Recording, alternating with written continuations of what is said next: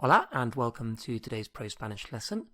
To get us started, we need these three words: ver, oír, sentir. To see, to hear, and to feel. So ver, oír, sentir. To see, to hear, and to feel. I'll leave them down at the bottom there because we don't need to learn these. These aren't the main focus of the lesson. So ver, to see. If you want to say to see it, we just add lo onto it. So lo, stick it onto the word, and we have to see it. Verlo, verlo is to see it. How would you say to hear it? To hear it, what would that be? Oírlo, oírlo, to hear it. How would you say to feel it? To feel it, what would that be? Sentirlo, sentirlo, to feel it. To say I could, we can say PUDE, PUDE, P-U-D-E, PUDE, PUDE. How do you say I could see it? I could see it. What was that? What would that be? I could see it. Pude verlo, pude verlo. How about I could hear it? I could hear it. What would that be? Pude oírlo. Pude oírlo. And you probably know, but you may not know, that to say I couldn't, or I didn't, or I wouldn't, or I don't, any negative, we just put no at the beginning. So how would you say I couldn't see it? I couldn't see it. What would that be? No pude verlo. No pude verlo. I couldn't see it. How about I couldn't feel it? I couldn't feel it. What would that be? No pude sentirlo. No pude sentirlo. I couldn't feel it. Let's add in la lluvia, the rain, la lluvia. How would you say I could feel the rain? Don't say I could feel it, the rain, take the it off. I could feel the rain. What would that be? Pude sentir la lluvia. Pude sentir la lluvia. How about I couldn't hear the rain? I couldn't hear the rain. What would that be? No pude oír la lluvia. No pude oír la lluvia. Now you may or may not have noticed that the kind of sentences we are making are all like single points in time. We could call them events. We're describing what I could hear, see, and feel at a certain moment in time. So we'll call these events. And that's just an observation we'll keep for later. Okay, to say the word to find is a bit like to encounter. You encounter something, you find something. So to find is encontrar, encontrar, to find. How would you say I couldn't find it? I couldn't find it. What would that be? I couldn't find it. No pude encontrarlo. No pude encontrarlo. I couldn't find it. Now just have a look at this sentence and say what you think it means. Pude encontrarlo. Pude encontrarlo. And I haven't put it in the sentence, but let's just say that it said yesterday. Yes, like say ayer. Pude encontrarlo. What do you think that means? Well, we know that no pude encontrarlo is I couldn't find it. So you would expect pude encontrarlo to be I could find it. But actually we don't say that in English in this particular context of yesterday. We wouldn't say yesterday I could find it. We would say yesterday I was able to find it. Yesterday I was able to find it. And this is just a trick of English, but it's worth bearing in mind that although we're covering could now, if we were saying I was able to, then that would also be pude. I was able to see it. Pude verlo. I could see it. Pude verlo. I was able to find it. Pude encontrarlo. So that's a kind of aside. Anyway, let's go back to an earlier sentence. How did we say I could feel the rain? I could feel the rain. Pude sentir la lluvia. Pude sentir la lluvia. And we'll just take a brief pause there while I mention the levels 1 to 6 ProSpanish course available for download from prospanish.co.uk. This takes the complete beginner or near beginner right up to a conversational level of Spanish in a series of straightforward steps. Okay, so back to the lesson. So as we mentioned before, these are all talking about events that happened. They're points in time. But what about if they weren't points in time? For example, we might want to say something like, as a child, I could run for miles, for example. Or as a child, I could sleep for 12 hours without waking up. So we couldn't say that these are single points in time because it's something that was ongoing while I was a child. I was able to do these things for over and over again, not just in a single point. So we couldn't use pude for this because pude is for single events in time, single occasions of being able to do something. So for this ongoing being able to do something, we have to use podía. Podía. This is what we call the imperfect of to be able. So podía is to say what I could do on an ongoing basis. So I could run very fast when I was a child. So how could we say, for example, using the vocabulary we've already got, I could see it. I could see it. Now before, it was on this one occasion I could see it, but now our sentence is something like, as a child, I could see it from my window. That doesn't mean on one occasion. That means every time I woke up in the morning or every time I was looking out my window, I could see it. So we won't do all the other bits of vocabulary right now. Actually, tell you what. Let's say I will give you the bit that is as a child. As a child. So as a child, we just say de niño. De niño. As a child. It's a quick way of saying as a child. De niño. So how would you say as a child I could see it? De niño podía verlo. De niño podía verlo. So how about as a child I could hear the rain ... I mean, it could be on the tin roof or something like that. But let's say as a child I could hear the rain ... What would that be? De niño podía oír la lluvia. De niño podía oír la lluvia. It could be de niño podía oír las vacas. As a child I could hear the cows in the fields, whatever. How about as a child I could hear very well?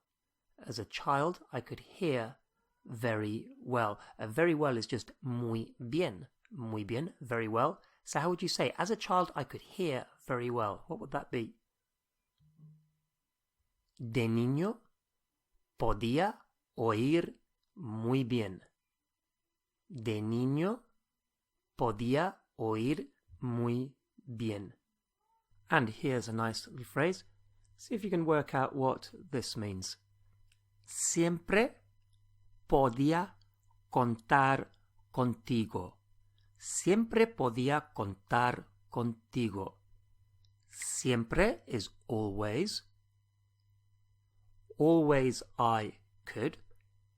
We would say I always could.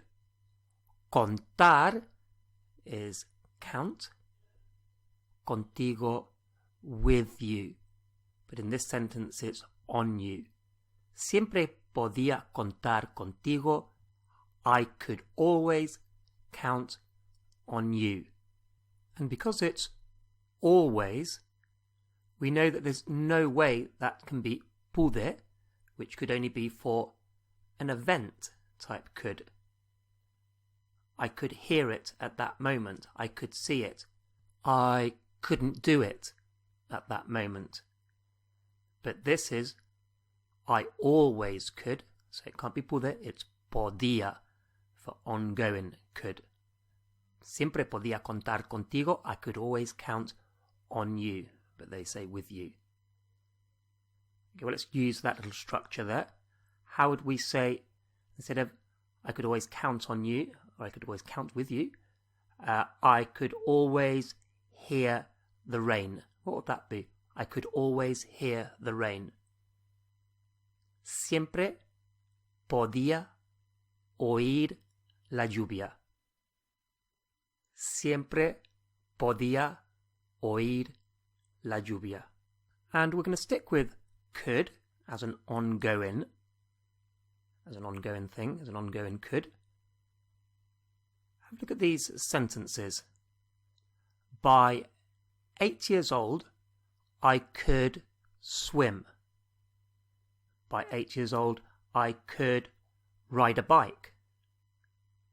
I could play the piano. So we can see, obviously, that it couldn't be PUDE, because these things were ongoing. It's not that I just swam once, I could swim once. It's not that I could play the piano just at that moment, that I was able to play the piano just then, but it was something that was ongoing. The thing is that in Spanish, when you're able to do something that it's something that's been learnt, like you learn to swim, you learn to ride a bike, you learn to play the piano, they don't say can and could with those types of phrases. They say I know or I knew. So where we would say by 8 years old I could swim, they would say by 8 years old I knew to swim. Now we would, if we were going to use that structure, we would say I knew how to swim. And you can say that in Spanish, but they cut it down to I knew to swim. By 8 years old, I knew to ride a bike. By 8 years old, I knew to play the piano. So let's just quickly get the Spanish for swim, ride a bike, and play the piano. So we've got nadar, to swim, or just swim. Montar en bicicleta, ride a bike. And tocar el piano, play the piano, tocar el piano. Incidentally, they don't say play the piano, they say to touch the piano, tocar el piano, to touch the piano. Okay, so how would we say I could swim by 8 years old? I could swim. Well, we need to say I knew to swim, and I knew is sabía. Sabía. So when it's these things that I could do because I had learnt them, instead of saying podía, they say sabía. So I was able to swim, I could swim, I'd learnt how to swim. Sabía nadar. Sabía nadar. How would you say I could ride a bike. I could ride a bike. Say, like when I was 8 years old, I could ride a bike. What would that be? Podía, no. Sabía montar en bicicleta, or bici for short. Sabía montar en bicicleta. How about I couldn't play the piano? Like when I was a child, I couldn't play the piano. In other words, I didn't know how to play the piano. What would that be? No sabía tocar el piano. No sabía tocar el piano. We could add in there the word como, which means how, so it sounds a bit more like English. Sabía cómo tocar el piano. I knew how to play the piano. But normally in Spanish you wouldn't do that. You wouldn't have the como. The sabía is a bit more like a substitute for podía. So it'd be no sabía tocar el piano. I couldn't play the piano. Now, can you remember that sentence a little while ago, which was, I could always count on you. I could always count on you. What was that? Siempre podía contar contigo. Siempre podía contar contigo. I could always count on you. And that sentence, contar, count, so count on you, it's not something you've learnt to do. It's not an ability like swimming or reading. But how about if we wanted to say, I couldn't count. I couldn't count, like I couldn't count up to 10. Then it would be an ability. So how would you say, I couldn't count? So like when I was 5, I couldn't count. What would that be? No sabía contar. No sabía contar. So instead of podía, because we said when it's something, an ability that's been learnt, then we use sabía, as in I knew how to or didn't know how to. So no sabía contar. Another one like this would be, for example, I could write, like when I was 5, whatever, I could write. So we would have to say, sabía escribir.